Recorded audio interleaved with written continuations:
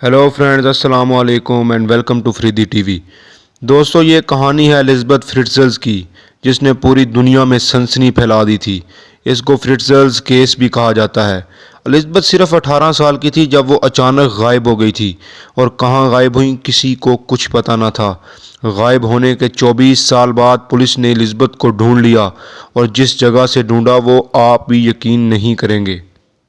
दोस्तों, एलिज़ाबेथ 6 अप्रैल 1966 को ऑस्ट्रेलिया में पैदा हुई। एलिज़ाबेथ के बाप का नाम जोसेफ फ्रिट्ज़ल्स था।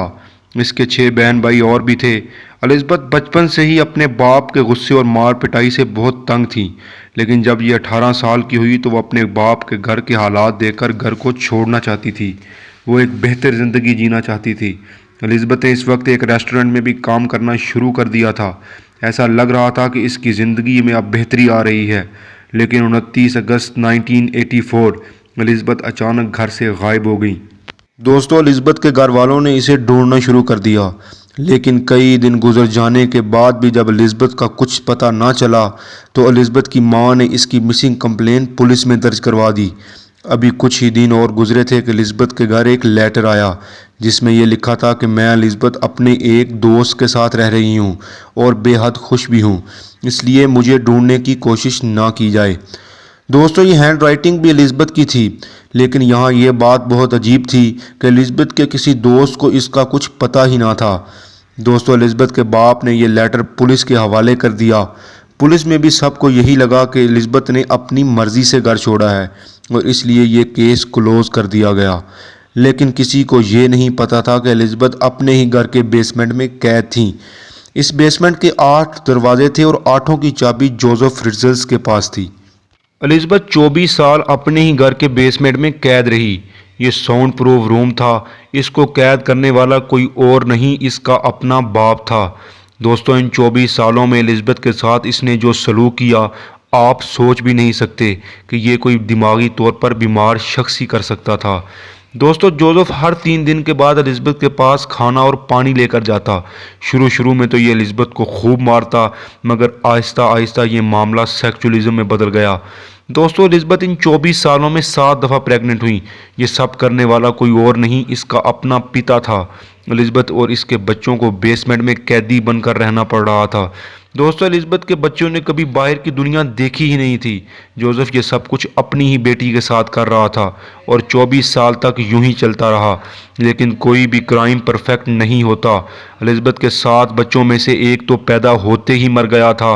3 बच्चे एलिज़ाबेथ के साथ कैद में थे, और 3 बच्चे जोसेफ के साथ इसी के घर में रह रहे थे। दोस्तों, शैतान जोसेफ इन 3 बच्चों को पैदा होते ही अपने घर के सामने रख देता, और अपनी फैमिली से कहता कि ये एलिज़ाबेथ के नाजायज़ बच्चे हैं, जो एलिज़ाबेथ यहाँ रख कर चली जाती है। एक दिन इन 3 बच्चों में से एक बच्ची, जिसका नाम क्रिश्चिन था, कैद में रहकर बहुत ज़्यादा बीमार हो गई।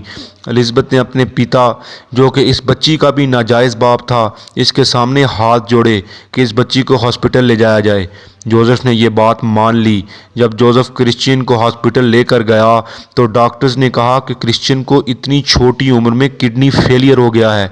तो डॉक्टर्स ने पूछा कि जोसेफ क्रिश्चियन का क्या लगता है, तो जोसेफ ने कहा कि वो इसे सड़क पर मिली है। डॉक्टर्स ने इस बात का बिल्कुल यकीन ना किया और फ़ौरन पुलिस को इन्फॉर्म कर दिया। दोस्तों, पुलिस को जोसेफ की बातों का बिल्कुल यकीन ना आया, और पुलिस ने अपनी इन्वेस्टिगेशन शुरू कर दी। जोसेफ पुलिस की इन्वेस्टिगेशन से घबरा गया। इसको लग रहा था कि पुलिस कहीं इसके घर की तलाशी न ले ले। इसी ख्याल में आकर इसने अपनी बच्ची और इसके बच्चों को आज़ाद करने का फ़ैसला कर लिया।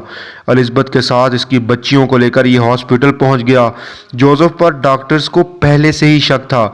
इनमें से एक डॉक्टर ने पुलिस को फ़ौरन इतला कर दी, और पुलिस ने अपनी इन्वेस्टिगेशन शुरू की। और फाइनली 26 अप्रैल 2008 जोसेफ को पुलिस ने गिरफ्तार कर लिया।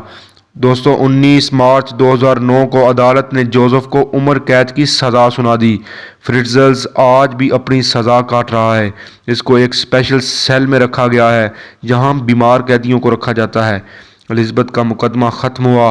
24 साल से वो जिस टॉर्चर से गुजरी थी, इसको देखते हुए इसको नॉर्दर्न ऑस्ट्रेलिया भेज दिया गया, जहां ये छोटे से शहर में अपनी ज़िंदगी बसर कर रही है। دوستو آج کے لیے بس اتنا ہی، امید کرتا ہوں ویڈیو پسند آئی ہوگی۔ ایسی مزید انفارمیٹیو ویڈیوز کے لیے فریدی ٹی وی کو سبسکرائب کریں اور ساتھ بنے بیل کے بٹن کو دبا دیں تاکہ آنے والی مزید ایسی ویڈیوز آپ کو ملتی رہیں۔